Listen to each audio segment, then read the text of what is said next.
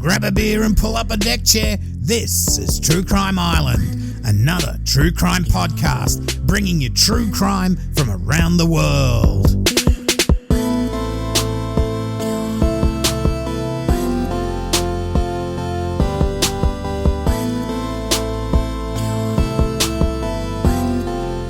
Hi Islanders, I hope you're all doing well, and yes, the theme is back for a short while as trying to get clearance to use it on the audio version of the podcast is being met with silence. So it will remain on the YouTube until Music Man Andrew can come up with another one. A quick shout out to Mia Morris, who had a fight with some machinery the other day and came off second best. Thoughts and prayers from the island to you, Mia. Now, let's get stuck into it. When judges ponder over sentencing young offenders, they do take their youth into account, and even for the most heinous of crimes, the problem is, even with a long sentence, these criminals can get out when relatively young, and some will go on to repeat their crimes. This week is the carbon copy killer, Barry Gordon Hadlow. Now, a bit of a trigger warning, as this episode involves the murder of two little girls. Tonight, I will reference Paul B. Kidd's book, Never to Be Released.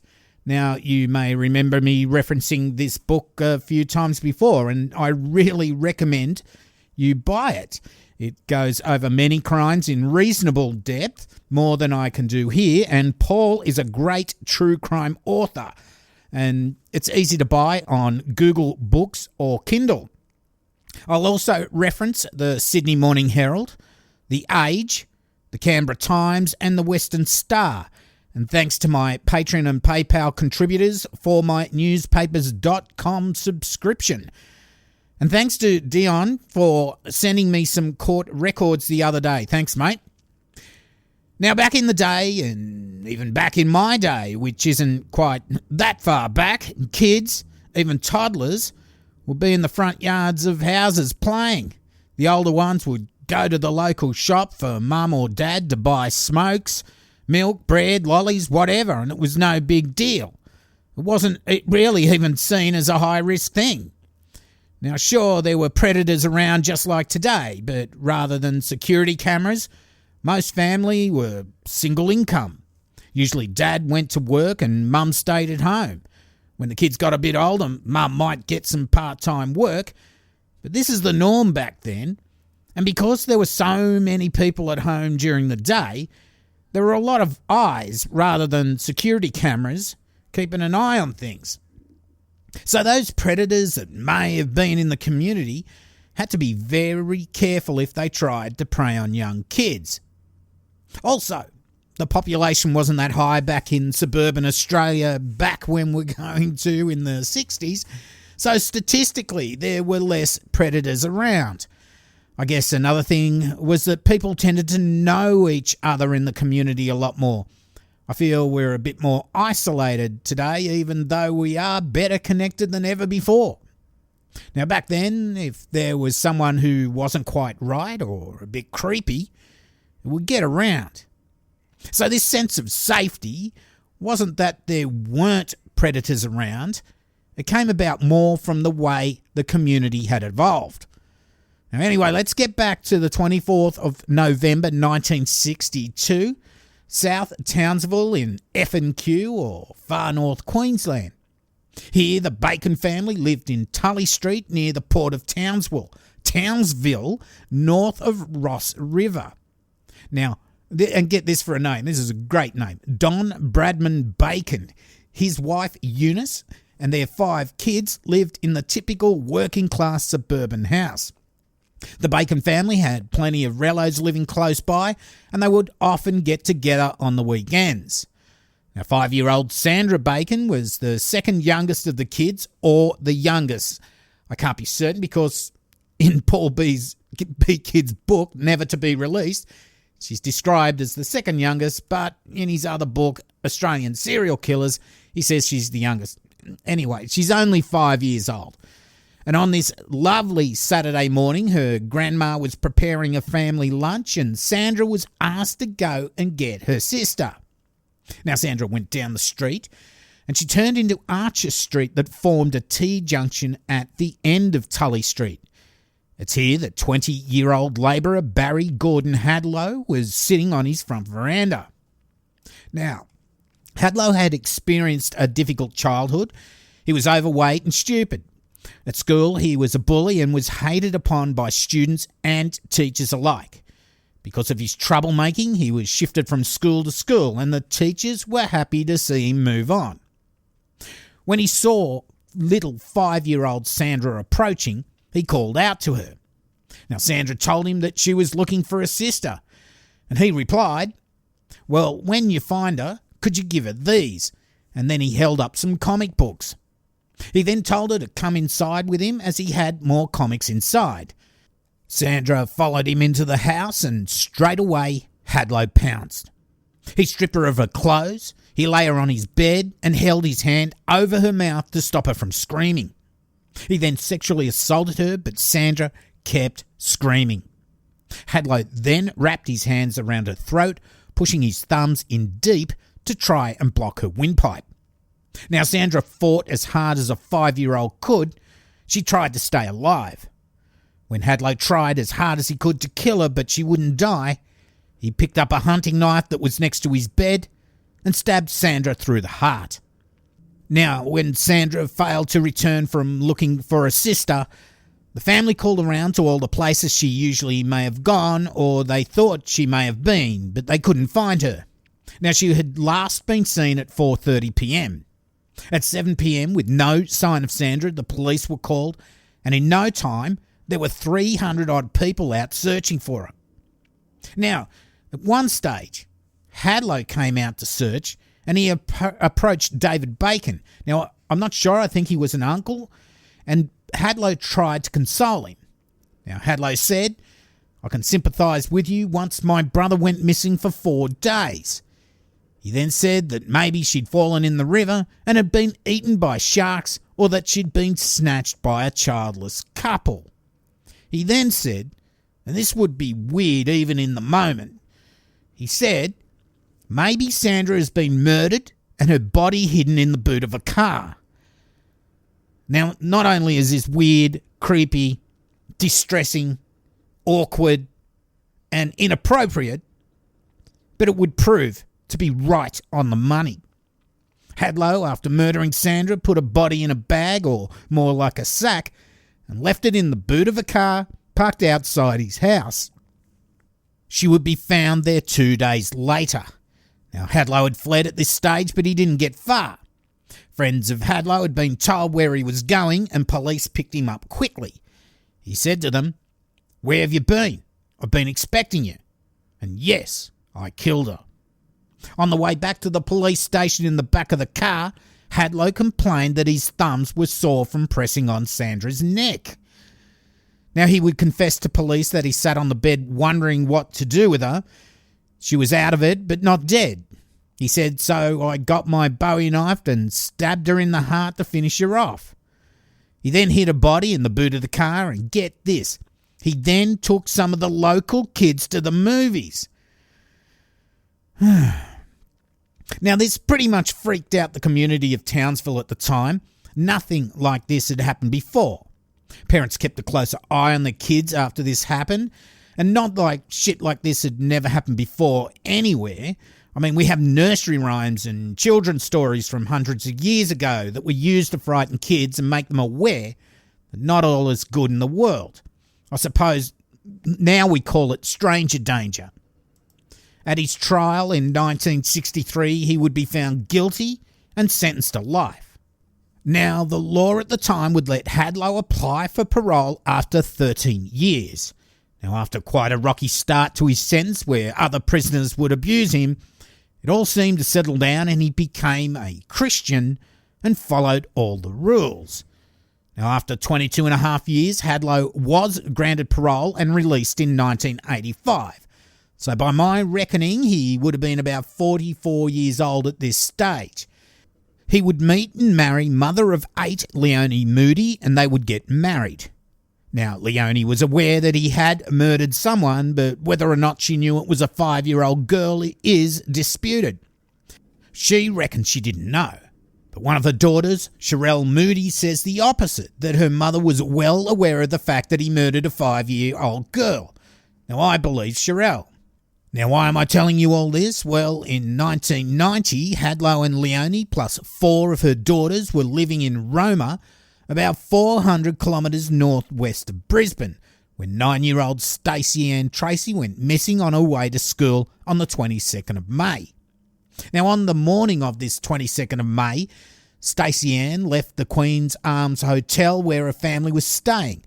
Now, she did this with a younger sister, 7-year-old Elizabeth, to go to the Roma Middle School. She dropped her sister at the Junior State School in Bowen Street and continued on, turning into Cottle Street, where she was last seen alive. She did not arrive at school. Now, when it was realised Stacey Ann was missing, police were called in and a search was underway. Now, Barry Hadlow again volunteered to help search for her. Now, he goes up to police and tells them that Stacey Ann was unhappy with her home life and that she intended to run away from her stepfather. I mean, what the fucking fuck? I mean, locals who knew of Hadlow tipped police off that he should be looked at closely, and after doing a bit of background check on him, they kept him under surveillance. Now, on the 25th of May, her school bag and umbrella were found in bushland just off the Surat Road in the general area of the intersection with Warrego Highway. And later that day, a plastic garbage bag was found on the banks of Bungill Creek, close to the old Surat Road near the intersection, again, of the Warrego Highway. The bag contained a green pillow and some sheets. Now, her body was found on the 26th of May 1990 in bushland off Miss Gamble Street on the banks of this Bungill Creek, and that's east of Roma. She was wrapped in a plastic rubbish bag from the waist down and was still dressed in her school uniform. She died of strangulation and suffocation. A rope was knotted around her neck and her pants were forced down her throat. She'd been sexually assaulted. Now, Hadlow would be questioned in the afternoon of the 29th of May, and later that night he was charged with murder, deprivation of liberty, child stealing, and indecent assault. Now, I'll just go over some of the evidence investigators were able to get. Now, on Stacey Ann's body was a torn piece of paper. Maybe it had been in the rubbish bag she was wrapped in, but when police searched Hadlow's place, they found the other part of the torn paper. The page was identified as being in the handwriting of Hadlow's wife, Leonie, and related to darts scores of a social darts game played during the time when Hadlow and his family resided in Toowoomba. Witnesses had seen Hadlow in the areas where her belongings and the bag containing the pillow and bedsheets had been found. The sheets found in the garbage bag were identified by Sherelle Moody, the stepdaughter of Hadlow, as sheets which she had purchased in 1986 in Longreach. At that time, she was working on a station called Tarcombe, and she said that she took the sheets to Hadlow's home in Toowoomba in 1987 when he and his wife were residing there before moving to Roma. The sheets, she said, were left at the Toowoomba place, and she saw them in Roma in the linen closet at Hadlow's place in Charles Street. Now, there was medical evidence that vomit was found on the sheets, and vomit was also found in the esophagus of Stacey Ann. In statements to the police, Leonie, that's Hadlow's wife, identified the sheets as coming from her household. She repeated this during the committal proceedings. But at the trial, she denied that she'd seen the sheets before. Lying bitch. I mean hostile witness, Your Honour. Now, Hadley knew Stacey Ann and her sister as on the morning of the 22nd of May, it was raining and he drove some kids who lived next door to him to school. Now, they were friends of Stacey Ann, and Hadlow stopped off at the Queen's Arms Hotel to see if they wanted a lift, but they'd already left for school. So Hadlow knew Stacey Ann was on her way to school. Now, he's probably dropped off the kids from next door and then saw Stacey Ann walking in the rain. He pulls over and she gets in the car. Now, she'd probably seen Hadlow around often, so she probably didn't see him as a threat. Now, hold on to your rage. So we can be sure that Hadlow at this point lured Stacey Ann into his car and he drives home. There's no witnesses to seeing Stacey Ann go into his house, so she may have done it willingly at this point. Maybe he'd promised her something, I don't know. But shortly after, there is a witness that sees something which I would call alarming. Now, it's from a Mr. Quinlan that lived at 14 Queen Street. Apparently, this is next door to Hadlow. Now, he told investigators that he returned home at around 8:30am after taking his son to Roma Middle School, and while having a cup of tea, heard loud noises coming from the flat next door. He said he was standing at the kitchen bench gazing out the back window when he saw a young girl run away from the back of the flat, closely followed by a person who he believed was Hadlow. The girl was grabbed on the shoulder by the man and pulled backwards to the flat. Now, Mr. Quinlan did not see either of them after that observation. He described the girl as about the same age and size as his son, who had just turned 9 and was not particularly tall. Now, he must be describing Stacey Ann Hadley. So did Stacey Ann try to flee once she realised Hadlow's intentions? Now, why didn't Quinlan go and find out what was going on or call police? Now, I don't want to throw Quinlan under the bus for this. When he saw the girl run out the back and then grabbed by Hadlow, maybe it didn't look to him to be that much of a big deal. Maybe he just thought it was a father bringing in his kid, as Hadlow was living at the house with his wife and 4 of her kids. Now, his stepkids were probably at school at this time. But where was his wife? Now, Hadlow would be convicted of murder and jailed for life. At the end of the trial, Hadlow yelled out to the judge, "It's the greatest travesty of justice since Christ was crucified on the cross. He was crucified with lies too. You couldn't lie straight in bed, you bastard." And to the police and warders present, he said, or shouted, or screamed, or ranted, "They'll get theirs, lying dogs. Their lies will bring them down." Now, a couple of disturbing things would come out of the trial. Because Hadlow's previous conviction for murdering Sandra Bacon could not be brought up in court, neither could the psychiatric report they did on him at the time. It said that further sex crimes would occur if Hadlow were not kept in a safe place. Now, that means prison. The doctor said there was no treatment for his condition.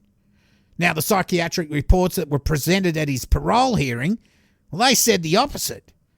They detailed that Hadlow was probably immature with some schizoid feature when he raped and murdered 5-year-old Sandra Bacon. They claimed that it was unlikely Hadlow would be any trouble in the future. Now, a prison chaplain, he wrote in 1984 when Hadlow applied for work release that he had become a Christian and partakes in church and Bible studies and that he is a wiser and sadder man. I mean, what the fucking fuck is this guy on about? He raped and murdered a 5-year-old girl. But the judge in the second trial said that he recommended that Hadlow never be released from jail, and he slammed the prison authorities for releasing him in 1985. He said to Hadlow at the end of the trial, and I'll quote, "It's quite apparent that a dreadful mistake was made in releasing you from prison in 1985. Your case is a salutary reminder of those members of the community who believe that convicted persons should not be kept in custody. From what I read in the press and see and hear of discussions on the radio and on TV, some members of the community seem to think that instead of sentencing, that you were safe to be released. But I suspect that probably one of your weaknesses is small girls, and despite having given the impression you are a model prisoner, it will be fair to say that as small girls are not in prison, any weaknesses you had was not going to be exposed. I just cannot understand how anyone who had the opportunity of seeing the psychiatric report following the Townsville murder could ever have allowed you to be released in 1985. It is my recommendation that you never be released." Now also, Sherelle Moody, Hadlow's stepdaughter and Leonie Hadlow's daughter at the time, was scathing of her mother in the way she stood by him. Sherelle is an award-winning journalist and has since created the Red Heart Campaign. The Red Heart Campaign commemorates all lives lost to murder and manslaughter while working to end all forms of violence, including domestic and family abuse, rape and sexual violence and neglect. Now please check out the Red Heart Campaign on Facebook. There's plenty of other links from there. Now, Sherelle, she wrote a piece in the Western Star in 2018, and I'll read this out directly from there. My mother married Barry Gordon Hadlow despite knowing he was on parole for killing 5-year-old Sandra Dorothy Bacon in Townsville. My mother had 4 young daughters living in her Townsville household when Hadlow moved in.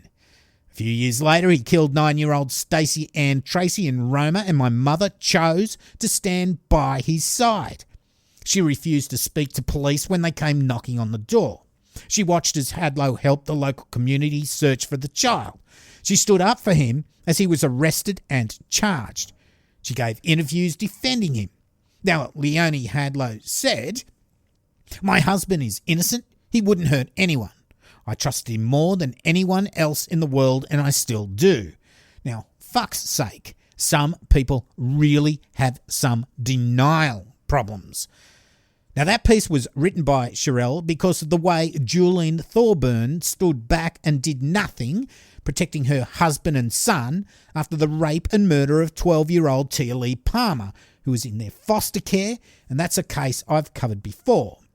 I did reach out to Sherelle, but very late in my research, in fact only yesterday, and at the time of writing she's not got back to me, so there may be an update to this episode in the near future. So there you go, Islanders. Hadlow, nothing but maggot scum, rapes and murders a 5-year-old girl, helps in searching for her, approaches police with his theories on what happened. He dumps a body in a sack in the boot of a car, then tries to run off. He gets caught, becomes a Christian, and plays the good guy and gets out at only 44 years of age, even though a psychiatrist report says he's going to do it again if he's released, as there's no treatment for his perversion. They let him out, and a few years later, he does a carbon copy kill. He rapes and murders 9-year-old Stacey Ann Tracy, dumps a body in the bush, again helps police search for her and gives them his theories on where she might be, then protests his innocence even though all the evidence point to him as being the perpetrator. No remorse, so we as a society should treat him the same. He should never have been released, and no one that commits such a crime, especially against someone so young, they should never expect to be or have any right to be part of society again. I mean, fuck it. If some half-wit psychiatrist or psychologist says he's rehabilitated, fuck it. Lock the maggot away forever. In general prison population, not in protective custody. I mean, fuck him and anyone who stands by these monsters. As I say, hope the karma bus does the boomfuckalunga to him straight to hell. And Hadlow went there in 2007 to the relief of many. Now, sorry for the rage, but these things do bring it on. It's a little bit hard to sort of segue to the end of the show, but it is at the end of the show, and as it is, let's get to the Patreon, and thanks to all my past, present and new patrons for your financial support. It does make a huge difference as True Crime Island is commercial free for all. And thanks to Justin Bedox, thank you so much. It's very much appreciated.